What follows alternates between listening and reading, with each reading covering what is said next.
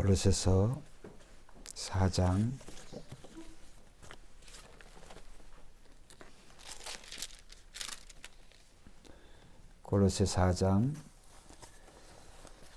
2절에서 6절까지 보겠습니다. 오늘 설교는 5절과 6절부터 하는데 같이 다 읽으면 문맥을 더욱더 이해를 할 수 있으니까 2절부터 6절까지 우리 교독하겠습니다. 함께 읽도록 하겠습니다. 시작. 기도를 계속하고 기도에 감사함으로 깨어 있으라. 또한 우리를 위하여 기도하되 하나님이 전도할 문을 우리에게 열어주사 그리스도의 비밀을 말하게 하시기를 구하라. 내가 이 일 때에 매임을 당하였노라. 그리하면 내가 마땅히 할 말로써 이 비밀을 나타내리라. 외인에게 대해서는 지혜로 행하여 세월을 아끼라. 너희 말을 항상 은혜 가운데서 소금으로 맛을 냄과 같이 하라. 그리하면 각 사람에게 마땅히 대답할 것을 알리라. 아멘. 지난 시간에 제가 기도에 대해서 우리가 어떻게 기도해야 할까요? 라고 하는 말씀을 골로새 4장 2절과 3절을 중심으로 해서 말씀을 드렸습니다. 오늘은 기도하는 사람이 어떻게 살아야 할까요? 기도하는 사람의 삶의 모습에 대해서 몇 가지로 본문 말씀하는 대로 그렇게 말씀을 드리려고 합니다. 기도하는 사람의 삶은 어떻게 살아야 할까요? 오늘 4장 5절에 보면 외인에게 대해서는 지혜로 행하여 세월을 아끼라 이런 말씀이 나옵니다. 지혜로 행하여 이런 말씀, 먼저 앞에 아무 말씀이 없는 게 아니라 지혜롭게 행하라, 세월을 아끼라 이렇게 말씀하지 아니하고 외인에게 대해서는 외인이 누굴까요? 이 편지를 받는 이 사도 바울의 이 편지를 받는 그 대상의 수신자가 이 골로새 교회라고 한다면 골로새 교회 또 뿐만이 아니라 이 골로새서를 읽고 있는 예수 믿는 우리들을 향해서 외인이다 이런 표현을 쓰지를 않겠죠. 그러니까 이 말씀은 결국은 교회 밖에 있는 즉 세상을 향해서 또 불신자들을 향해서 불신자들과의 관계 속에서 기도하는 특별히 하나님을 믿고 또 하나님과 그 대화를 나누는 기도는 영혼의 호흡이라고 그랬죠. 그래서 기도로 대화를 나누는 우리들이 어떻게 살아야 되는가. 그래서 기도하는 삶의 그 자세 첫 번째로 우리가 들려주시는 말씀이죠. 이제 다른 사람과의 관계 중에서도 예수 믿지 않는 관계, 세상 사람과의 그런 관계 속에서 먼저 외인에게 대해서는 뭐라고요? 지혜로 행하여. 그래서 지혜가 필요하다. 그러니까 기도하는 사람들이 아무렇게나 이제 살아가는 것이 아니라 지혜롭게 행해야 된다는 거예요. 누구와의 관계 속에서? 외인에게, 즉 세상에 대해서 또 불신자들과의 그러한 교제와 그런 관계 속에서 살아갈 때 지혜가 필요하다. 그래서 제가 이 지식과 지혜의 차이가 뭐냐 그렇게 제가 한번 생각을 해봤습니다. 제가 생각하는 지식은 이제 후천적인 학습과 노력에 의해서 얻는 것이라고 생각합니다. 지식은. 정보는 그렇게 굳이 노력하지 않아도 휴대폰만 두드려도 아니면 신문을 봐도 그런 게 다 보고 읽혀지고 들려지는 모든 것이 정보죠. 근데 정보와 지식이 좀 다른 것인 지식은 이런 정보 중에서도 자기의 개인화, 자기가 그것을 습득해야 되는 거예요. 그래서 그것을 지식이다 말할 수가 있습니다. 그런데 지혜는 다릅니다. 지혜는 이런 지식과 그런 정보를 실생활에 활용할 수 있는 그런 능력이에요. 그래서 믿는 자나 믿지 않는 자나 그런 지혜도 있겠죠. 그런 지혜도 있겠습니다만 오늘 중요한 것은 오늘 하나님을 믿는 저와 여러분들에게는 이러한 지혜를 구하라. 하나님이 이렇게 말씀하셨어요. 그래서 우리가 야고보서 1장 5절에 보면 너희 중에 누구든지 지혜가 부족하거든. 그러니까 지혜가 부족하다고 하는 사람이 있다는 거죠. 지혜가 부족한 자가 있다고 하는 거죠. 그래서 기자는 야고보 사도는 특별히 이 지혜에 대해서 언급을 하면서 여기는 누굴까요? 외인이 아니라 믿음의 공동체에게 말씀하는 거예요. 너희 중에 누구든지 그러니까 나이가 많은 사람이나 나이가 적은 사람이나, 그렇죠? 남녀노소 또 건강한 사람이나 건강하지 못한 사람, 어느 누구든지 너희 중에 누구든지 지혜가 부족하거든 모든 사람에게 후히 주시는 하나님께 구하라. 그래야만 주시리라. 할렐루야. 그러니까 지혜는 뭐와 연관이 되어 있다? 구하는 자와 연관이 되어 있다는 거예요. 그러니까 안 구하면 안 주셔요, 지혜는. 특별히 오늘 이 골로새 4장 5절 말씀 속에서 우리가 외인에 대해서, 우리가 믿지 않는 사람, 이 세상과의 우리가 관계 속에서 살아가야 되는데 우리가 이 세상에서 살아갈 수밖에 없잖아요. 그런데 아무렇게나 사는 것이 아니라 오늘 골로새 성도를 향해서 이 사도 바울을 통해서 하나님이 들려주신 것은 우리가 지혜가 필요하다는 거예요. 그 지혜롭게 행하라는 거예요. 그런데 그 지혜를 우리가 가지고 있는 그러한 정말 작은 그런 부족한 지혜를 가지고 우리가 행하면 안 된다는 거예요. 왜? 오늘 우리는 한번 따라합시다. 기도하는 성도다. 기도하는 사람은 기도하는 사람의 특권이 있어요. 어떤 특권? 기도할 때 하나님이 지혜를 주신다는 거예요. 그래서 우리는 지혜를 구해야 돼요. 어린아이든 우리 자녀들이든 필요한 것을 부모에게 구하지 않으면 부모님이 모르죠. 눈치껏 이렇게 할 수도 있겠지만, 그러나 그 자녀 본인만큼은 몰라요, 부모님이. 구해야 되는 거, 말을 해야 되는 거죠. 똑같습니다.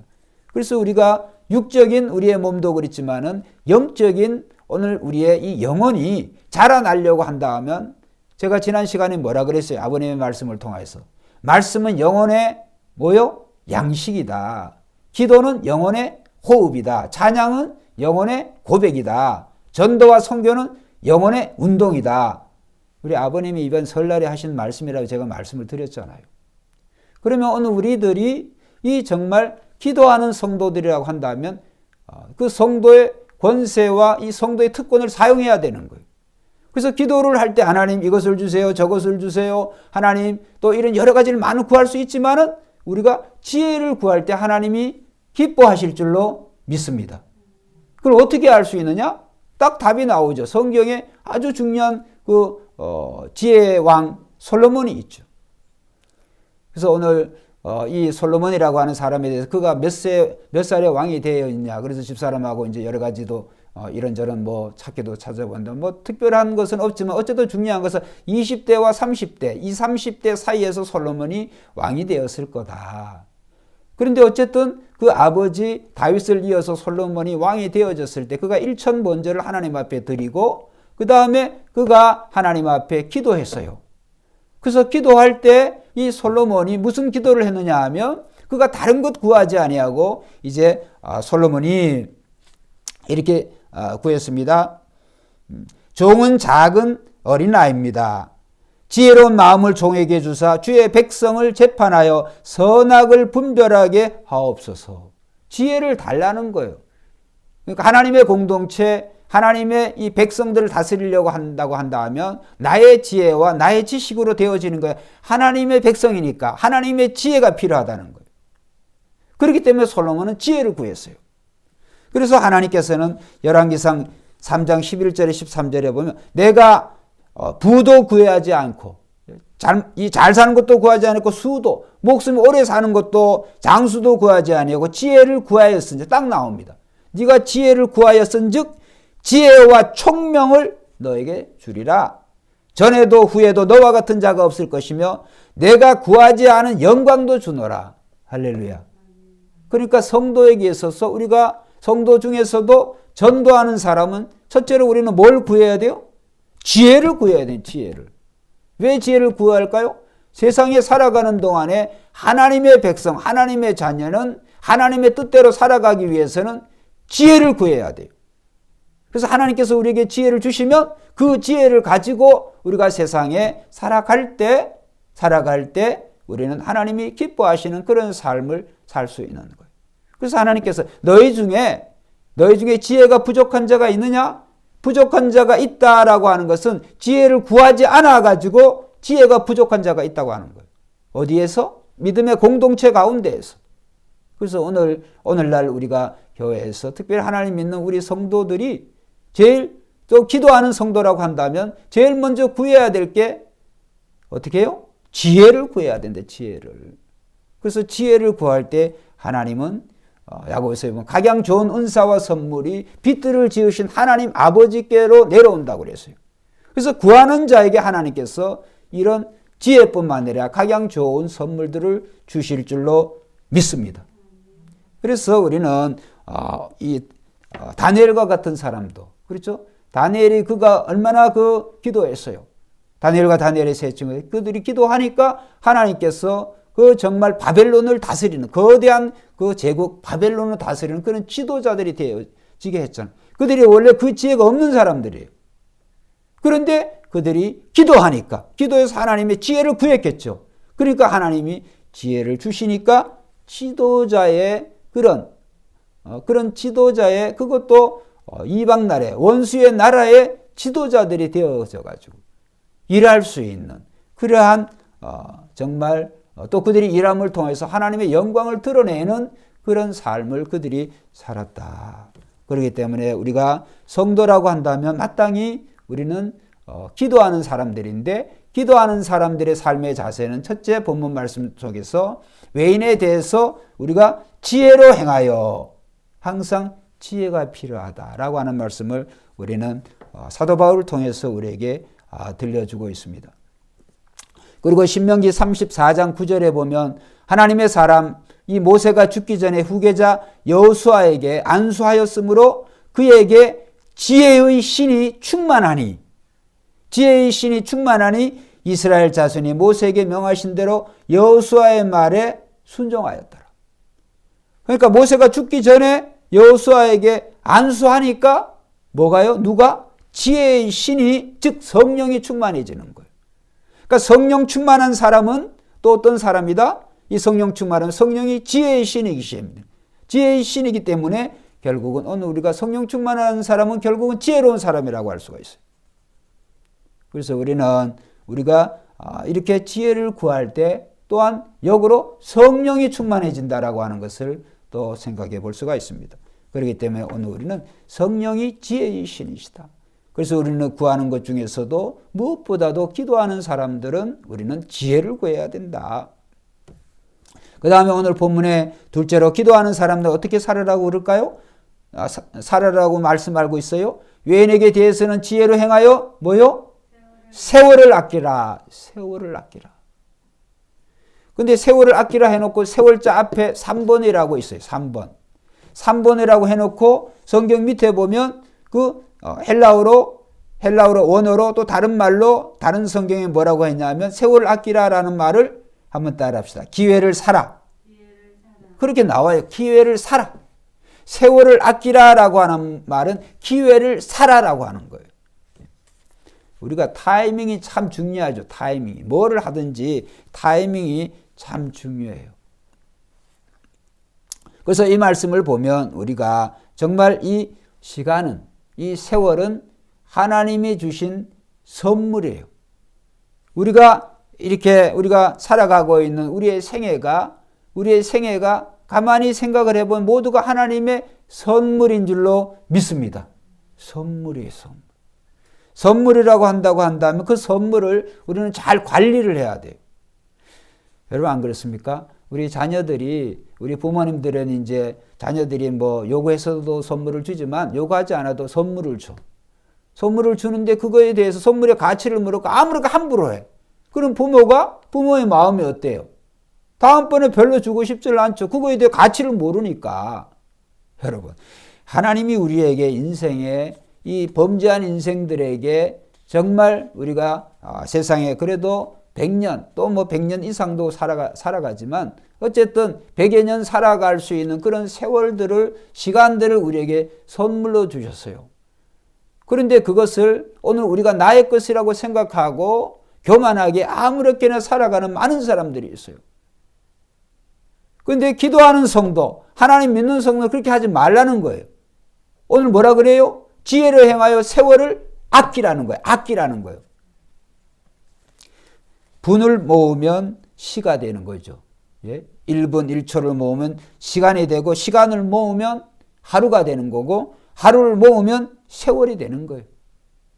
잠깐.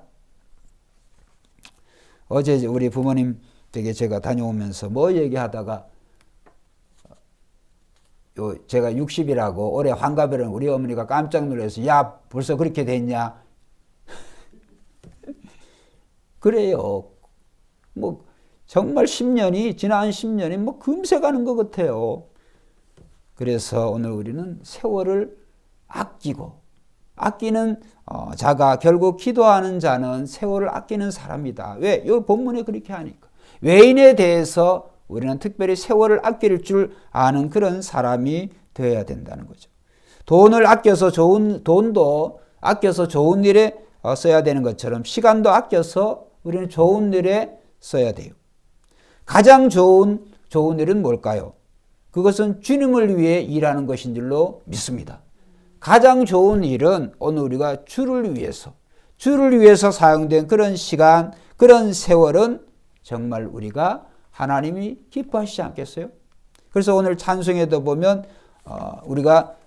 그래서 그 찬송을 오늘 우리가 주 위에 아끼세 온 몸과 마음을 뭐래?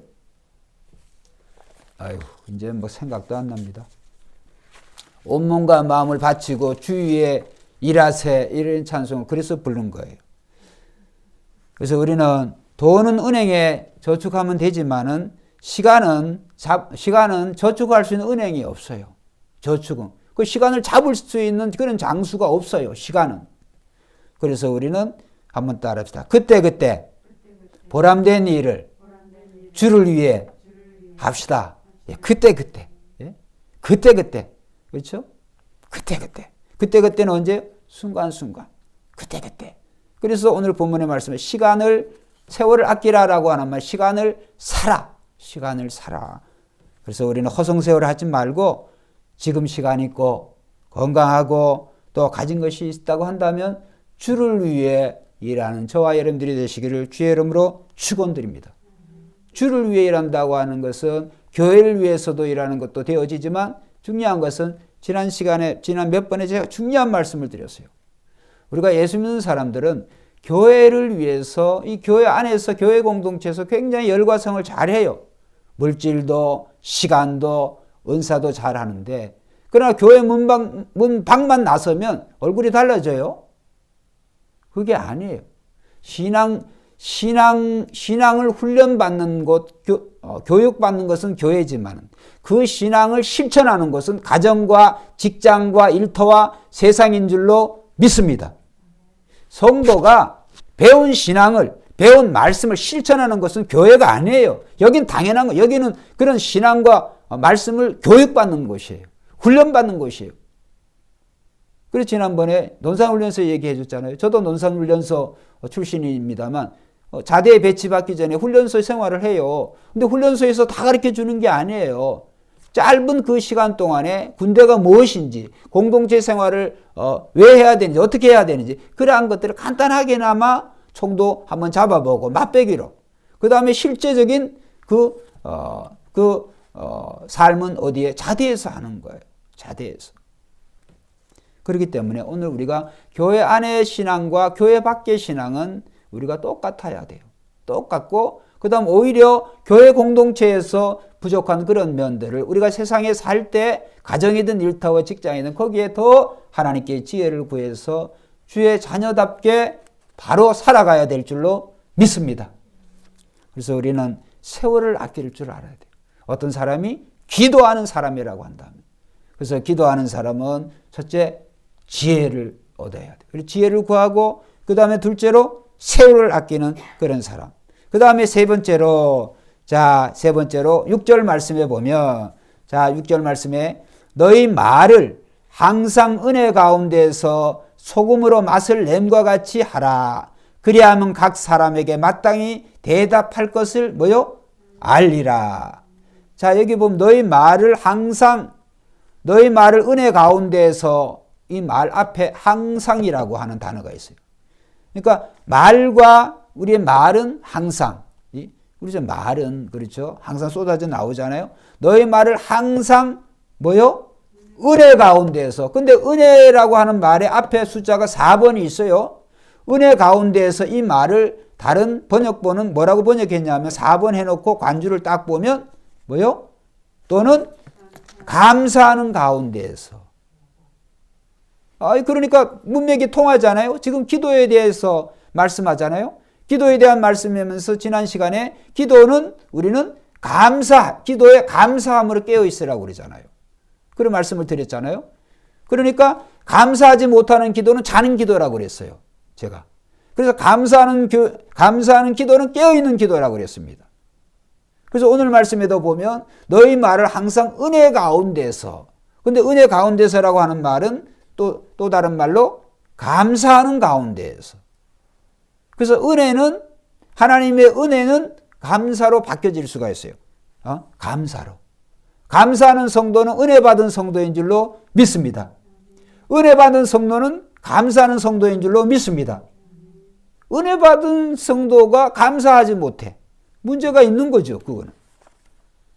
그래서 우리는 은혜 받은 성도의 삶이, 은혜 받은 삶의 그 모습을 보면, 이 사람이 감사할 줄 아냐? 감사하지 않냐? 또 다른 말로, 이 사람이 기도하는 사람이냐? 기도하는 사람인데 감사를 안 해. 기도하는 사람인데, 기도로 소문난 사람인데 그 말을 보니까 감사가 없어. 엉터리죠. 그래서 오늘 말씀에 6절에 너희 말을 항상 은혜 가운데에서, 항상 감사하는 가운데에서 하라는 거예요. 감사하는 가운데에서도 이제 하지만 그 다음 말에 연결시키기 위해서 너희 말을, 여기 너희는 믿음의 공동체, 예수 믿는 우리가 외인에 대해서 믿지 않는 자들과의 관계 속에서 우리의 말을 어떻게? 항상 은혜 가운데에서, 감사하는 가운데에서 그 다음에 맛을 낸과 같이 하라. 그게 아니고 앞에 뭘로요? 소금으로. 음식을 굳이 몰라도 소금을 안 넣으면 뭔가 부족해요. 뭔가 이상해. 음식 못하는 저 같은 사람도 그 소금을 딱 넣으면 맛이 제대로 되는 거예요. 물론 거기에 우리 아버님은 소금 플러스 미원의 양인데, 어쨌든 오늘 우리는 기도하는 성도들이라고 한다면 우리는 항상 은혜 가운데, 즉 감사하는 가운데서 소금으로 맛을 낸과 같이, 간을 맞추는 것 같이 하라. 할렐루야. 그래서 소금으로 간을 맞추는 것 같이 하라. 그러니까 이것은 우리가 항상 소금으로 간을 맞추는 것 같이 이렇게 잘하면 얼마나 좋겠어요. 근데 잘하기 위한 조건이 뭐냐면 우리의 말은 항상 어디 가운데 있어야 돼요? 은혜 가운데. 다른 말로 감사하는 가운데. 할렐루야. 감사가 있고 은혜가 있으면, 틀림없이 감사와 은혜가 있으면 그 말은 맛을 내는, 간을 맞추는 그런 언어, 그런 말이 된다. 그런 말이에요. 할렐루야. 은혜가 없는 말은 찌르는 그런 화살과 같아요. 감사가 없는 그런 말은 상처를 주는 거예요. 이렇게 설교하는 저부터도 마음에 많이 찔리는데 여러분들은 저 빼놓고는 다 안 찔리실 줄로 믿습니다. 특히 우리 정순복 집사님. 자, 그래서 우리는 기도하는 사람은 말을 보면 알아요. 기도하는 사람. 참 두려운 말이죠. 참 겁나는 그런 말씀이에요. 이제 결국 읽게 되겠지만. 그래서 우리는 기도하는 사람은 말을 보면 안다. 그래서 이 말의 중요성이 참 중요한데 그 말을 정말 우리가 주님이 기뻐하시는 합당한 은쟁반의 금사와 같은 그런 말이 되려고 한다면 항상 우리가 기억해야 될 것이, 따라합시다. 감사하는 가운데서. 은혜 가운데에서. 똑같은 말이에요. 은혜가 풍성하면 여러분 좋은 말이 나오겠죠. 감사가 넘치면 이거 나쁜 말을 할 사람이 어디 있어요? 아주 중요한 본문의 말씀이에요. 말을 우리가 오늘 이렇게 참을 인자 3개면 살인도 면한다니까 참아야지. 어거지를 참다가 안 참아져요. 그게 잘. 근데 은혜가 있으면 저절로 참아질 줄로 믿습니다. 은혜가 있으면.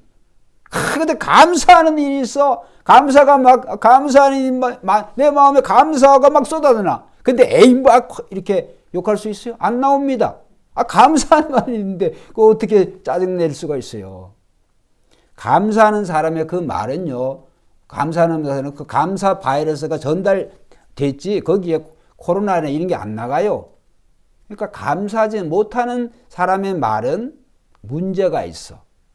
문제의 소지를 가지고 있어요. 위험성의 소지를 가지고 있어요. 그래서 우리는 하나님의 말씀을 우리가 읽을 때 자세히 읽으면 이런 놀라운 진리가 나오는 거예요. 너희 말을 항상 은혜 가운데에서 소금으로 맛을 낸 것 같이 하라. 저도 오늘 본문 말씀 읽으면서 참 엄청난 그래서 막 기다려졌어요. 오늘 우리 예배가 9시에 했는데 그 15분 전, 10분 전이면 틀어야 되는데 왜 안 튼 줄 아세요? 몰랐어요, 제가. 이거 묵상하느라고. 9시 반인 줄 알고.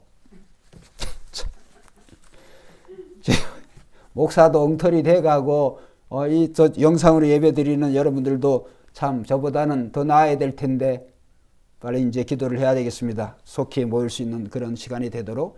그래서 우리가 소금으로 이 간을 하는 게 참 중요하잖아요. 근데 말의 소금을 어떻게 할까요? 앞에 항상 은혜가 있어야 돼. 항상 감사가 있어야 돼. 감사하는 가운데서는 우리는 그 말을 내 안에 계신 성령이 지혜의 신의 성령이 우리의 말을 조절해 줄 줄로 믿습니다. 예, 은혜 가운데 있어. 감사 가운데 있어. 그러면 내 안에 계신 성령이 그 말의 속도를 말의 조절을 성령이 해 주시는 거예요. 인위적으로는 안 되는 거예요. 그래서 우리가 누구든지 나를 따라오고 자기 자신을 부인하고 자기 십자가를 지고 나를 따라오고 우리 자신을 부인하지 않고는 정말 그 주님처럼 될 수가 없어요. 주님의 언어 생활이 될 수가 없어요. 주님의 기도 생활이 될 수가 없어요. 그래서 우리는 성령 충만하기 위해서는 나 자신을 완전히 비우고 하나님의 말씀, 영혼의 말씀은 생명입니다. 생명의 말씀을 우리 안에 가득 채워야 오늘 우리는 주님의 제자로, 자녀로 우리는 자기 십자가를 질 수가 있습니다. 그렇기 때문에 우리는 우리가 정말 항상 이 은혜로운 말, 감사하는 말, 이런 말이 우리 기도하는 성도, 기도하는 사람의 바른 모습이다. 그래서 우리가 우리의 이 언어 생활을 잘하기 위해서는 우리가 항상 은혜 가운데 있어야 된다. 항상 이 감사하는 가운데 있어야 된다. 라고 하는 것을 여러분 꼭 기억하시기를 바랍니다. 그리고 대한민국 어디에 가나, 우리가 이제 대한민국 어디에 가나 이 맨홀 뚜껑이 있잖아요. 하수도 뚜껑이 있잖아요. 대부분 쇠로 다 만들어졌죠. 왜 쇠로 만들었을까요? 열기 힘들으라고. 그 열기 쉬우면 왜 쇠로 만들겠어요? 돈도 비싼데 쇠가. 그거는 열지 말라고 일반인들이. 왜? 그 밑에는 하수도가 흐른단 말이에요. 그 하수도가 흐르면 그 맨홀 뚜껑이 쇠 뚜껑이 없다 그러면 어떻게 되겠어요? 사람이 빠지든 차가 빠지든 큰일 나죠. 그 다음에 두 번째로 그렇게 꽉 막혀놓지 않으면 이 하수도에서 온갖 그 더러운 냄새가 올라오죠. 그죠? 우리 입도 그렇다는 거예요. 우리 입이. 그래서 우리의 입도 우리가 좋은 은혜가 있고 감사가 있고 좋은 냄새가 풍겨지게 되어지지만 은혜롭지 못할 때, 내 안에 감사가 없을 땐 한번 따라해요. 차라리 입 닫고 사는 것이 더 좋다. 그래요. 감사가 있고 은혜가 있고, 그래서 우리는 찬양은 영혼의 고백이라고 그랬잖아요. 그래서 내가 지금 뭐 기분도 안 좋고 이렇게 되어질 때 우리가 찬양을, 그럼에도 불구하고 찬양을 자꾸 이렇게 하면, 그렇죠? 찬양은 곡조 붙은 또 기도이기 때문에 그 찬양을 통하여서 우리의 마음이, 우리의 말이 정화가 될 수가 있어요. 지금 제가 김영민 씨의 하나님의 은혜 하나님의 은혜 부르고 있는데, 예? 부르고 있는데 또 다른 사람 그 말을 뭐 이렇게 할 때 제가 뭐 나쁜 말 할 수가 있어요. 지금 은혜의 찬송을 하고 있는 사람이. 그렇기 때문에 우리가 찬양을 늘 듣고 하나님 말씀을 늘 듣고 이렇게 하면 그렇게 하면 최소한 그러한 것이 우리의 말을, 우리의 언어 생활을 지켜주게 된다. 무엇보다도 그것은 최소의 그러한 준비이지만은 최고 좋은 것은 우리가 기도하는 성도에게 하나님이 지혜를 주시고, 또 우리가 하나님이 지혜를 주시면 하나님의 이 지혜이신 성령이 충만해져서 우리의 마음은 항상 은혜 가운데 있게 돼요. 그러면 감사가 넘쳐지게 되어지는 거예요. 은혜가 있으면 오늘 나의 삶에 뭘 해도 감사가 넘쳐나는 거예요. 뭘 해도 감사한데 다른 사람의 관계에서 이 말이 언어 생활이 좋게 안 나가겠습니까? 그렇기 때문에 오늘 우리는 대인과의 관계에서 우리의 언어가 실수하는 그 이유는 은혜가 없기 때문에, 감사가 없기 때문에 우리는 그럴 수가 있다. 그래서 우리는 정말 우리의 말에 실수가 없는 그런 사람은 온전한 사람이다. 야고보서 3장 2절에 보면 말에 실수가 없으면 온전한 사람이라고 그랬어요. 그런데 다시 말씀드립니다. 말에 실수를 어떻게 안 하겠어요? 그 방법을 말씀드렸잖아요. 내 인위적으로, 내 자의로, 나의 어떤 노력으로 그 말에 실수를 안 하려고 해보세요. 작심삼초 안 됩니다, 그거. 그렇기 때문에 우리는 항상 우리의 마음이 은혜로 가득 차야 돼요. 은혜로 가득 차기 위해서는 말씀과 기도, 이게 뭐가 있겠어요, 그 이외에는. 늘 말씀으로 묵상하고, 늘 기도하는 성도, 기도를 계속하는 성도, 그리고 쉬지 말고 기도하라 그랬잖아요. 그거는 기도의 우선순위의 삶을 살아라는 뜻이라고 그랬잖아요. 그래서 지난 시간에 말씀을 제가 드렸는데, 그래서 우리는 정말 기도하는 성도들은 늘 성령 충만한 성도들이 되어서 우리의 모든 언어 생활이 하나님이 기뻐하시는 그런 성도가 되어야 될 줄로 믿습니다. 다 아시는 말씀이지만은 남의 말은 안 하는 게 좋아요. 남의 말은. 저나 여러분들이나 그러한 경험들이 그러죠. 그래서 우리는 또 이 말을 할 때도 에너지가 많이 필요해요. 많은 에너지가 필요한데 에너지 아껴두었다가 기도할 때, 찬송할 때, 전도할 때, 칭찬할 때 사용합시다. 할렐루야. 이건 제가 그냥 그렇게 한번 써본 거예요. 그리고 아무리 확인된 사실이라도 유익하지 않고 덕이 되지 않는 말은 하지 않는 게 좋은 것 같고, 입이 근질거리고 좀이 쑤시면 칭찬하는 말, 또 위로와 격려의 말, 이런 말은 좋은 그런 영향을 미치고, 그죠? 그 다음에 기도할 때는 또 우리가 소리 내어서 또 큰 소리로 기도하는, 그래서 그런 기도를 하는 그 이유는 우리 믿음의 공동, 깨어있는 그런 공동이 되기 위해서, 또 때로는 그렇게 큰 소리 내서 우리가 기도할 수가 있다. 자, 이제 마지막으로 성경 66권 전체 인간의 언어 생활, 특별히 성도의 언어 생활에 가장 관심을 가진 성경 기자가 야고보서예요. 야고보서. 그래서 아까 야고보서 3장도 했지만 3장 2절, 아까 또 야고보서 1장도 말씀드렸지만은 야고보서 3장 1절부터 12절 요거 딱 읽어보고 우리가 기도드리겠습니다. 자, 여러분 집에 계신 성도님 다 찾아보세요. 야고보서 3장